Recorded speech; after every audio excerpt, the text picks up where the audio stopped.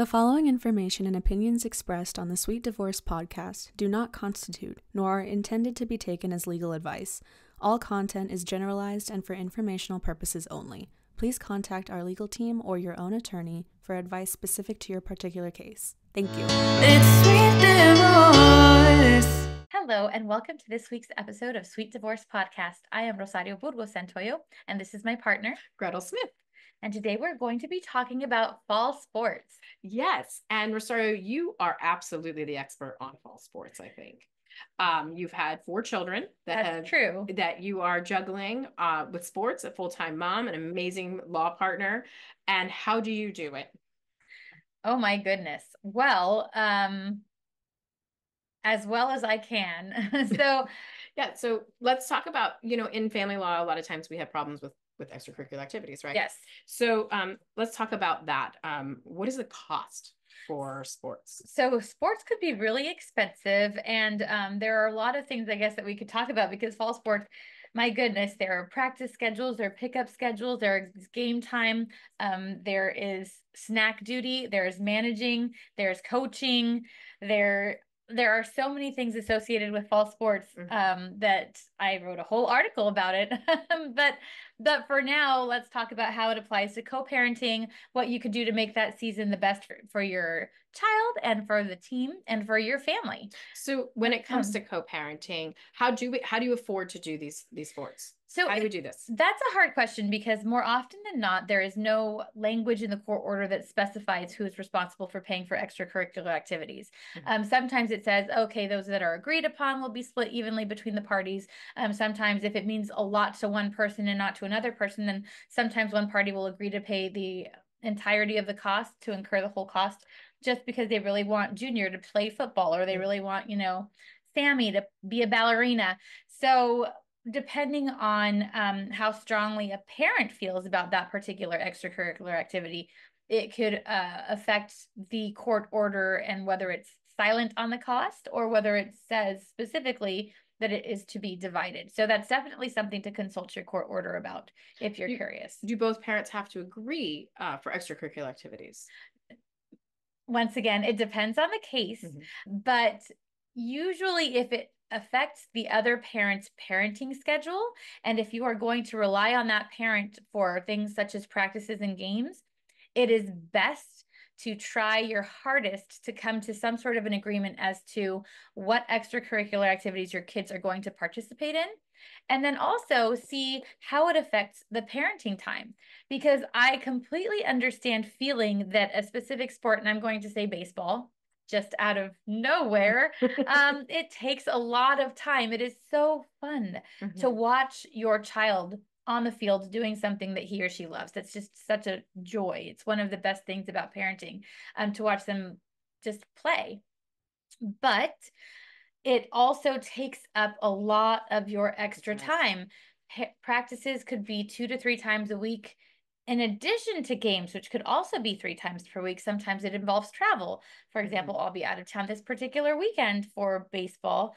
And so it's really important to try to communicate with your co-parent and come to an agreement as to participation, but also set some expectations as to what it's going to entail. Like, don't just say, oh yes, I agree. You also have to consider the commitment that it requires from both parents.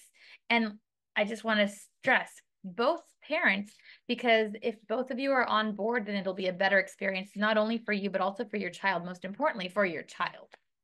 Yeah. So on that side of it, let's talk about practice schedules. Like how do you think, like what do you think is the best way to coordinate practice schedules when you are living in different households? Well, most of the time you have to consider who would be responsible for your son or daughter on that particular day. And then if you're responsible for pickup after school, then you're also responsible for pickup after practice. But practice means you have to drop off somewhere else, kind of hang out, and then go home. So once again, you really have to coordinate your schedule, but also make sure that you're transparent with the practice. As soon as you find out what the practice schedule is, you need to share that practice schedule, because it's going to affect the way somebody else has to pick up or drop off. As soon as you get the game day schedule, share that with your co-parent, your co-parent. That's how you have to think of the other parent. Absolutely. Both of you created this human together that both of you love and adore. So when you have information that affects the participation of your child in something else, share it. And it's not only for the schedule, it's also for things like spirit wear. Often you get the opportunity to buy hoodies and t-shirts that you can wear during your child's games, or baseball cards. There's picture day. Right. You get the opportunity to buy trading cards, the little photo button that you can wear at the games. That is, not only does it make you feel good cheering your child on, it makes your kid feel good seeing you on the stands, wearing their jersey number, wearing their team logo, wearing their picture, right, trading your card. It's really such a great opportunity to show how both of you collectively support and love your child. In fact, I'm sorry. I just was going to give a great example. Yeah, please do. I have a wonderful friend whose son is in baseball, and she and her ex-husband watch him together, and he had a really great play. And they were sitting next to each other, and they were so excited that he hit the ball and made it to first base that they high-fived each other. And they're like, yay! Oh, and they high-fived each other. And I was like, oh my gosh, I wish all co-parents were able to get past the divorce, get past the separation, and realize that they're still together on the endeavor of raising a child. Because when he got on first and he saw both of his parents looking at him together, celebrating him together, it does a lot for his own self-esteem. Absolutely. And I wish that more people saw the result of the confidence boost.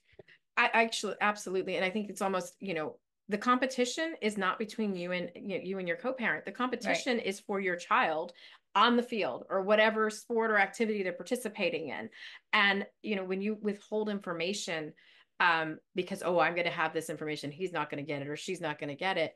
That's hurting your kid. Just like Rosario said, we don't want to hurt our children. Right. We want to support our children, build them up, because when you see your children participating in sports, what is the point of it really? Do you think your kids are going to be pro ball players, or what do you want to see them get out of that? More often than not, you're not participating in sports because you're expecting them to get signed with the MLB. It's usually to get them out running, collaborating, making new friends, getting a chance to play. Right. To do something aside from working their brain at school, they also get to work their muscles. And it's not just about the athleticism of it, though. It's also about making connections, because they also make lifelong friends with their teammates, and they get the opportunity to work together towards a common goal of, winning or playing well, because it's not even always about winning. It's also just about learning the strategies of it, interacting with other people. And it's also a great opportunity for you to connect with your child in a different level. As an example, I did mention, things like coaching and managing the team, but there are so many opportunities for you to get involved. Right. Often school, it's during business hours, so sometimes it's hard for us to be able to volunteer at school. But if you volunteer for a sporting event, you can volunteer as an umpire or a coach, and that's after business hours. You can say how often you can go to practices and how often you can't. Even things like taking snacks after a game is another way for you to be involved with another activity without as much of a time constraint, but also to have some flexibility as to when you are available versus when it's needed. So take advantage of, being the snack mom, or being the team parent that communicates things like game schedules, game practices, pickup times, cancellations. You can also take that on and just have another avenue of being an involved parent in your child's life. And even if you and your co-parent don't get along, you guys can still both participate in this sport for your child.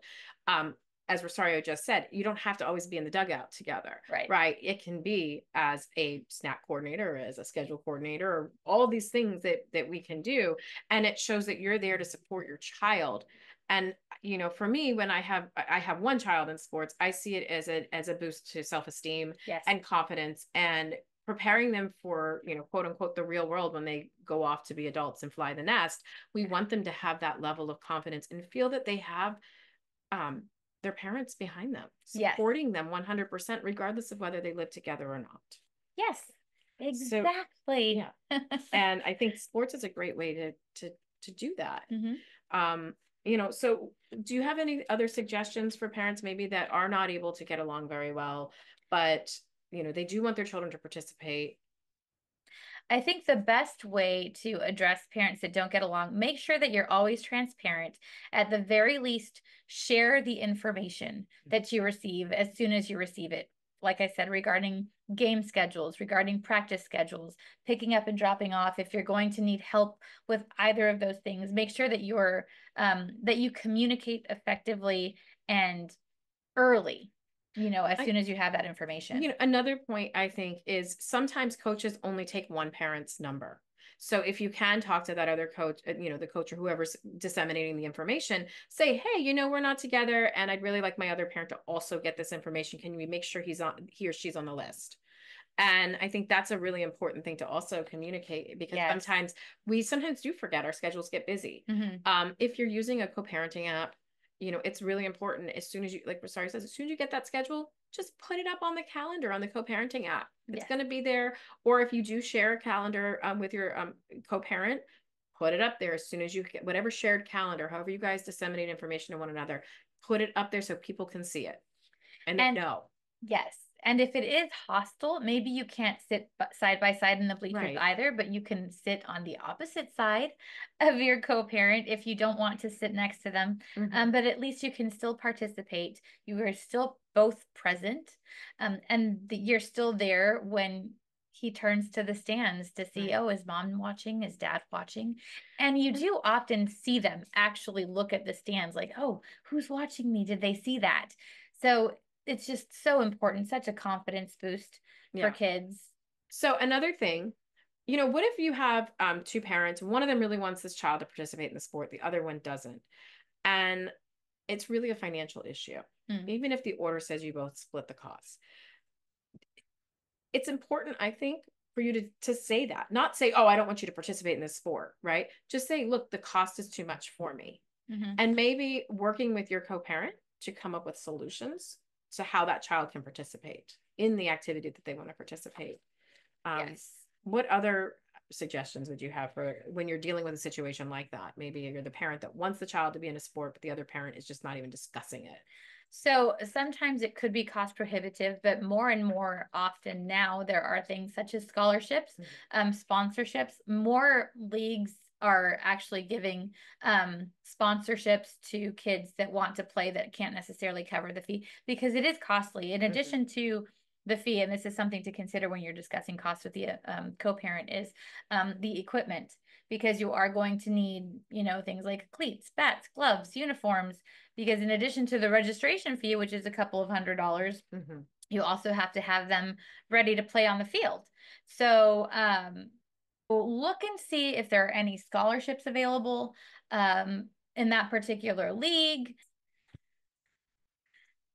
So look to see if there are any sponsorships available through the league that your child is participating in, and that can help cover some of the costs. But also be flexible, because if you have extra money, and I don't know, what if your co-parent has another baby at home, or what if they're going through something in their own personal life and they're not able to make the sacrifice that it takes to participate. See if you can cover a little bit more than half, or see if you can contribute. Ask mom and dad, uncles, aunts, if they have extra equipment from when their kids were younger that they can lend to your child, so that they can play, and try to be creative with how you cover those costs and fees and equipment fees. And also just be open with your co-parent. Let them know as soon as you get an equipment list, this is the equipment our son or daughter or child will need, right? This is the cost. This is the overall cost. Provide that to everyone so that nobody has surprises and says, oh, I need to get all this stuff now, right? Yeah. And then also when you're discussing extracurricular activities in two households, something that comes up a lot in court that we see is, who's going to be responsible for the equipment? Or does each parent have to buy their own set of equipment? Okay. You shouldn't have to buy two sets of equipment. No. In a healthy co-parenting relationship, your child can go to practice with his or her equipment and then take it with him or her to the next home and just keep transferring it, just like, you know, like your child. It should not amount to that. And if it does, then that means that you probably need more co-parenting classes, because that's a very stressful relationship that you would have if you can't share a baseball bat or a backpack or something. I agree. But it's something to discuss with that other your co-parent ahead of time, so that you both are on the same page of, you know, when practice is, when they're bringing their equipment, or, oh, they can't bring it to school, but you can swing by and grab it. Yes. Figure that out before the activity starts. Yes. Very true. Yep. So with that, keep the competition on the field. Right. Not in the co-parenting relationship. Nope. And remember, both of you have the same number one. You're both fans to the same kid. Yep. So stay united in your fandom and make it a great season for everyone. If you have any questions about co-parenting or extracurricular activities are involved, give us a call for a consultation. Life is sweeter after divorce. Let us help you get there.